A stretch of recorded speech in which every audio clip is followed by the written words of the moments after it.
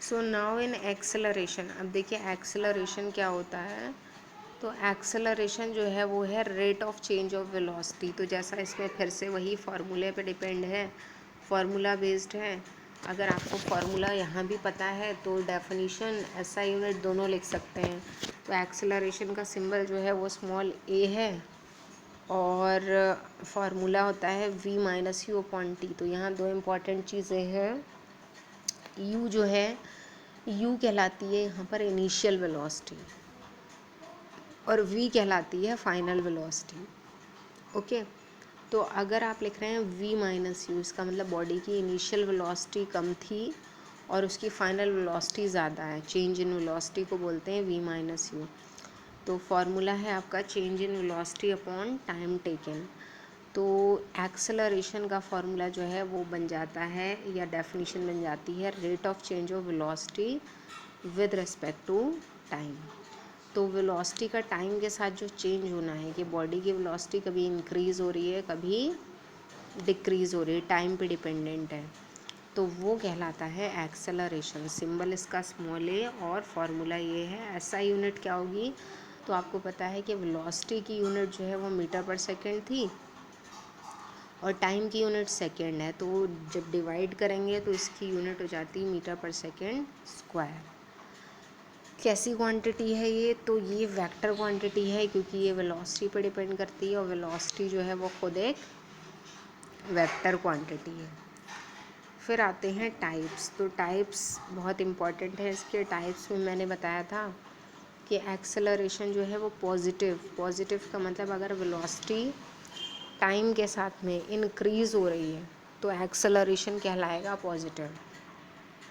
Okay, तो इसका example क्या था, जैसे ये यहाँ दिखाया है कि एक बॉडी को ड्रॉप किया गया, ऊपर से नीचे एक बॉडी को फेंका गया। तो जैसे जैसे वो नीचे आती है तो अर्थ जो है उस पर ज़्यादा फोर्स ऑफ ग्रेविटी लगाती है।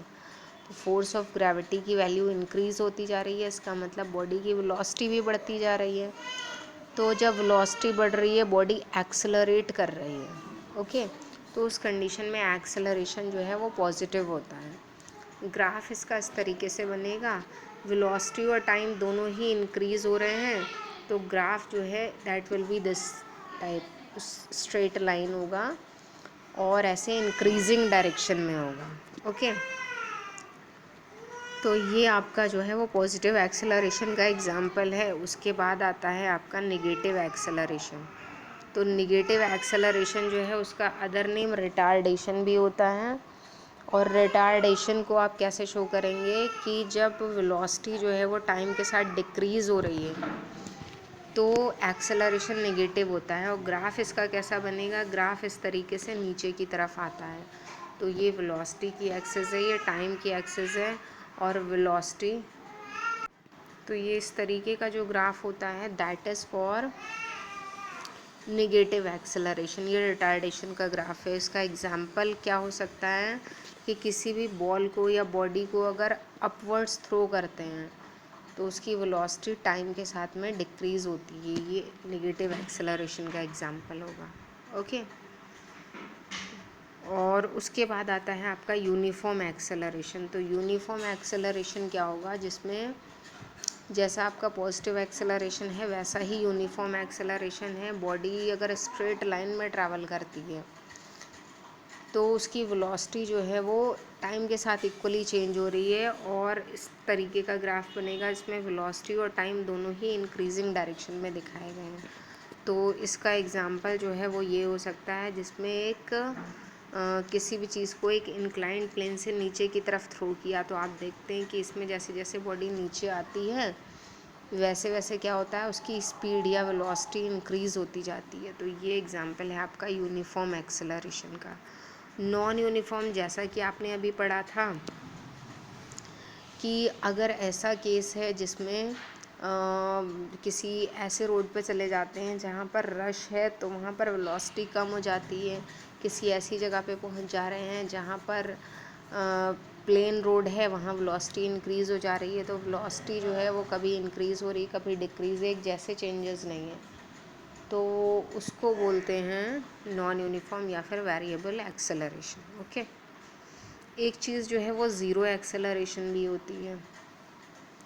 ज़ीरो एक्सेलरेशन कहाँ पर होता है, जहाँ पर इनिशियल और फाइनल वेलोसिटी दोनों बराबर हैं, या फिर बॉडी किसी ऐसी कंडीशन में जहाँ पर दोनों वेलोसिटीज़ या तो इक्वल हो जाती हैं। जैसे आपने देखा होगा कि पहले जिस स्पीड से ट्रेन ने या किसी भी व्हीकल ने चलना स्टार्ट किया, बाद में दोबारा से वही उसकी स्पीड अगर हो जाती है, तो इन दैट केस, या फिर इसी को बोल सकते हैं कि बॉडी की स्पीड बदल ही नहीं रही, वो कांस्टेंट वेलोसिटी के साथ चल रही है। जैसे अगर मान लीजिए 15 मीटर पर सेकेंड उसकी वेलोसिटी है, तो लगातार उतनी ही रहती, सेम वेलोसिटी है, तो उस कंडीशन में एक्सेलरेशन क्या हो जाएगा, ज़ीरो। तो ये एक्सेलरेशन ज़ीरो का एग्जांपल है। इसमें 2 पॉइंट्स और बहुत इंपॉर्टेंट हैं कि एक बॉडी अगर रेस्ट से चलना स्टार्ट करेगी, क्योंकि आगे आप न्यूमेरिकल भी करेंगे, तो आपको ध्यान रखना है बॉडी रेस्ट से चल रही है तो उसकी इनिशियल वेलोसिटी ज़ीरो, और बाद में अगर वो रेस्ट पे आ जा रही है तो उसकी फाइनल वेलोसिटी ज़ीरो। ये सारे इंपॉर्टेंट टर्म्स हैं, ये आपको ध्यान रखने हैं। ओके, तो इनको रिवाइज़ करना है, न्यूमेरिकल से कल से स्टार्ट करते हैं। Thank you.